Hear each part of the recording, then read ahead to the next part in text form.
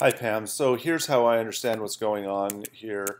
I hope I'm getting this right. You want the date to start on 9/28, and so for that to happen, the date over here has to start on 9/28/2015 because your graphs are reading this row of data to find out what dates you want to graph. So I'm just going to change that to 9/28/15, and then you want that to, I'm going to just go all the way to the bottom. I'm going to hold down Shift and then click the bottom one so that the whole thing is selected. I'm starting with 9/28/15. I'm going to fill down the series and choose only weekdays. And now that's filled down on only weekdays. But as you can see, if you get down to the bottom, it goes down to 7/29/16.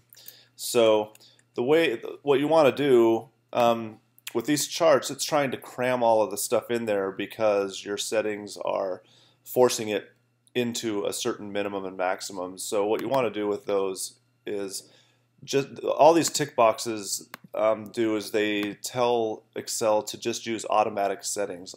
You're turning on the auto for the minimum, maximum, the base unit, the major and minor unit, and so on.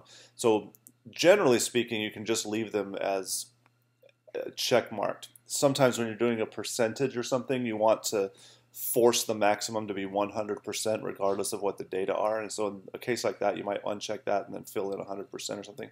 But in a case like this, I would just leave them all checked. And I'll do that to the other one too. Just check them.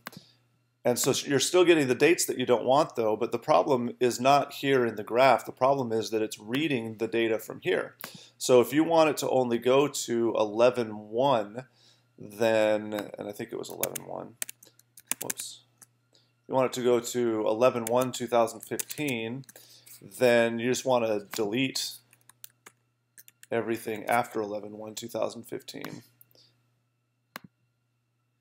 So now you only have data from 9/28 to 10/30, and your chart is referencing that column, and so now it goes from, it actually does go from 28, but it's just skipping days, I think. Yeah, so it's just, so now it's going along and it's showing you the dates up until 10/30, and the other one should be the same.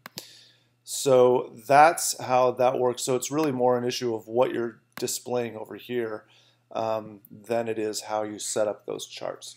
If I'm still missing what you're saying, please let me know. I'm going to send you this workbook along with the video.